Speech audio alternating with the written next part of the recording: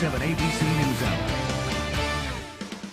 New tonight, a new training center in downtown Salisbury. We'll tell you what this might mean for local economic growth. And a cool and cloudy day on Delmarva. Coming up, Chief Meteorologist Daniel Johnson will have your full forecast. Plus in sports, an update on Tiger Woods, who was arrested on suspicion of driving under the influence. Good evening and thank you so much for joining us. I'm Emily Lampa. And I'm Lenita Wesson. The 47 ABC News Hour starts now. Economic growth and development. It's the focus of policymakers and business leaders internationally, here in the U.S. and in each individual city and town. And making headlines in Salisbury, one of the biggest employers on Delmarva setting up shop for their new training center. 47 ABC's Lili Zhang joins us live outside of the new Purdue Training Center to explain. Lili. Yeah, Lenita, Emily, we are just a few blocks from the plaza, and this building that you see right behind me, well, it's primarily going to be used by company employees. However, we are told it does have the potential for long-term growth. With one snip, the Purdue Learning University is now open. The corporate training center will serve all associates with Purdue Farms. That's where Catherine Danko-Lord serves as Senior Director of Learning and Development. She describes the 5,000 square foot center as a reinvestment in their employees. Most of our classes will be leadership classes, team building classes, project management, but there'll be associates that are on the floor, line leads, for example, all the way through our vice president. So it'll be a place where anybody from the company can come and learn and grow. Globally, Purdue employs more than 20,000 people and roughly 2,000 in Maryland alone. According to Salisbury Mayor Jake Day, that makes it the largest corporation headquarters on Delmarva. And with its new training center right in downtown Salisbury, it represents 10,000 new visitors to the center of our city every single year. It represents 10,000 new pedestrians, 10,000 possible new cyclists. Beyond its current employees, District 38C Delegate Mary Beth Carroza says this kind of center could serve as an investment for the future. She says training centers like this could be an incentive for the younger population to stay on the Eastern Shore. You're going to look at what Purdue has done today and say, oh, here's a company, they care about their workforce, and they're interested in providing the training and providing the continuing education, so you could pursue a leadership track with Purdue. And according to Purdue, at one point there was a training center over on Albert Street. However, it was not big enough for their needs. Back to you guys. All right. Thank you so much, Lili, for filling us in on those details. 47 ABC's Lili Zhang again reporting live in Salisbury tonight.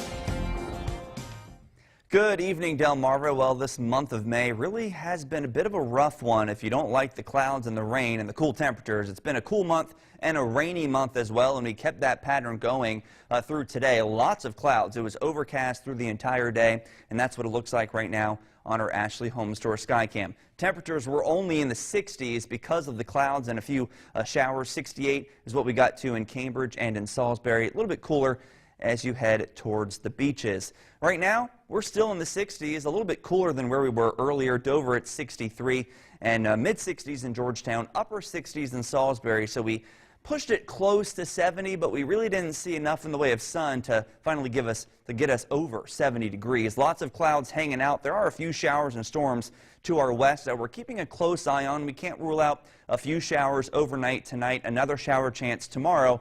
But I promise the sun is coming back. I'll talk about that, plus the weekend, which is kind of a 50-50 forecast. I'll be back in just a few minutes. Juanita? All right. Thank you, Daniel.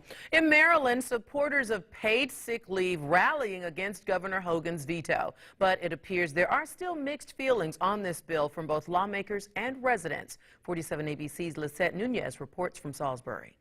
We have the opportunity between now and January to come up with, a more common sense solution to the paid sick leave situation. Delegate Carl Anderton is optimistic that Maryland lawmakers will come to a resolution since Governor Larry Hogan vetoed a paid sick leave bill.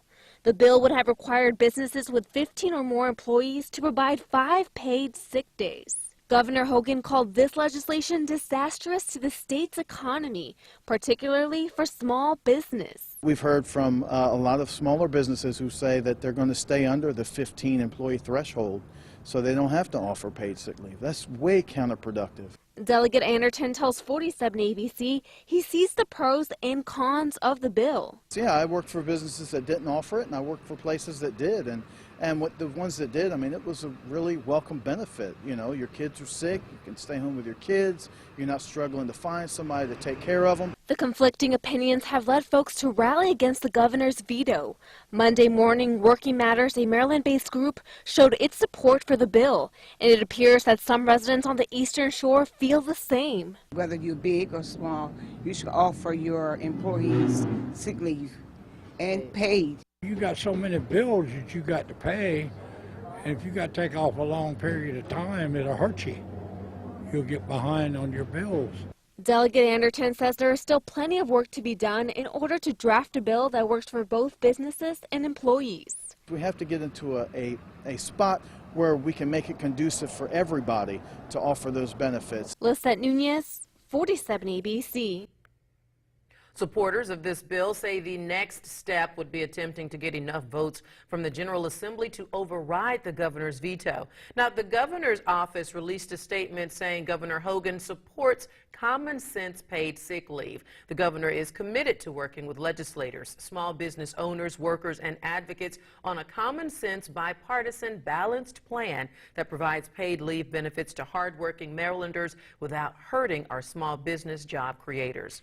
Now, fortunately, House Bill 1 is not slated to take effect until January, which means, as the governor said last week, there is still time to get this right and compromise on a better bill. And we want to hear what you think. Tell us on 47 ABC's Facebook or Twitter right now. Public colleges in Maryland will still have the right to deny applicants solely because they have a criminal history. They will also be able to include a question about criminal history on their applications. Governor Larry Hogan vetoed a bill that would have changed this late last week. His reasoning? He claimed it was too restrictive for schools and would jeopardize student safety. Those in favor of the bill say that it hampers the ability for young adults to get a second chance and limits their educational opportunities.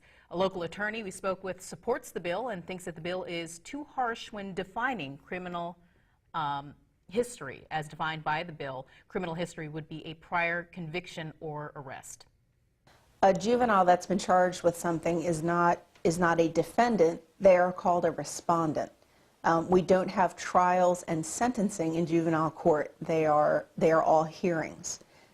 Because the purpose is not to punish a juvenile, the purpose is to rehabilitate.